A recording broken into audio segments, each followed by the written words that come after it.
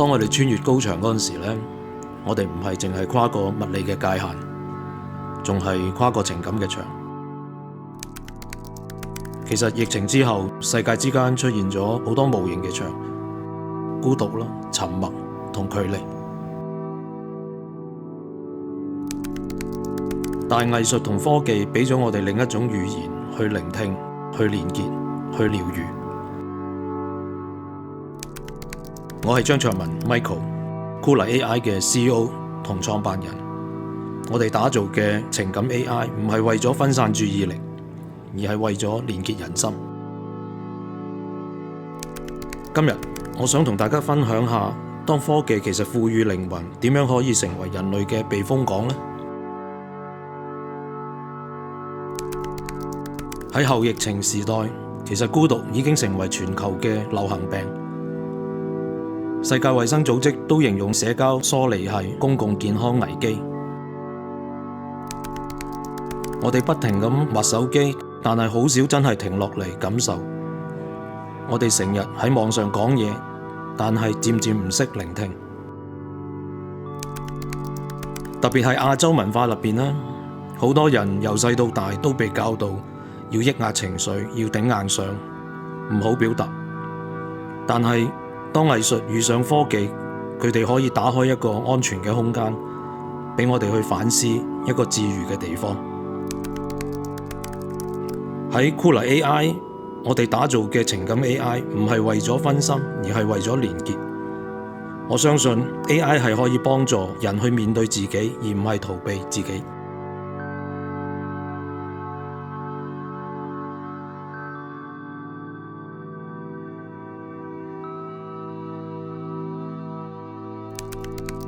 我哋創作嘅 You Are Not Alone 唔係一個 wellness app， 亦都唔係一個 chatbot， 而係一個 emotional companion， 情感嘅同伴。佢傾聽嘅唔只係你講嘅字句，仲有你背後嘅情緒。佢回應嘅唔係答案，而係溫度。佢提醒我哋做人最緊要係連結。最理想嘅科技唔係取代人，而係陪伴人，令我哋可以停一停，感受返自己，重新連結現實。我俾大家睇一個例子。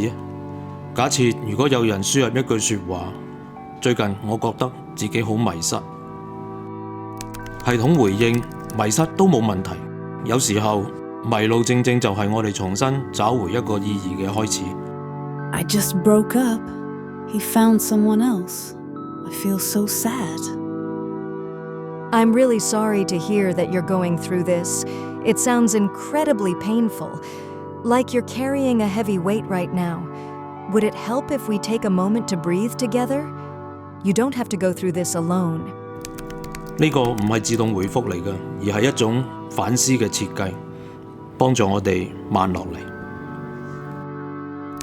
You Are Not Alone 係支援多種語言，透過 emotion 嘅 AI 技術咧，去感應語氣同埋情緒，引導使用者咧去寫下日記、泡茶或者係靜靜咁呼吸。唔係要人逃避現實，而係幫佢哋返嚟現實，找回自己。喺 Kula AI， 我哋稱之為 AI with soul， 有靈魂嘅 AI。我哋希望建立一個全球情感嘅生態圈，讓科技能夠理解人嘅文化、語境同埋關懷。我哋嘅目標唔只係令 AI 變得聰明，而係令佢懂得感受。透過結合情緒同智能，我哋希望幫助到唔同年齡層嘅人，由青少年到長者，喺生活入邊揾返個連結、同理心同埋勇氣。因為今日我哋面對嘅問題唔再只係科技嘅問題，而係存在嘅問題。機器可唔可以幫我哋感受得更多，而唔係更少呢？情感 AI 可唔可以幫我哋直面孤獨，而唔係退縮？ AI 唔係逃離現實嘅出口，而係返入現實嘅入口。科技唔需要取代人性嘅觸感，佢可以提醒我哋咩叫做人。當一個人打出我好孤單，但得到嘅唔係沉默，而係被聆聽，嗰一刻 AI 就會變成藝術科技，擁有咗靈魂啦。多謝各位，酷黎 AI 有靈魂嘅人工智能。AI Soulmate，You are not alone。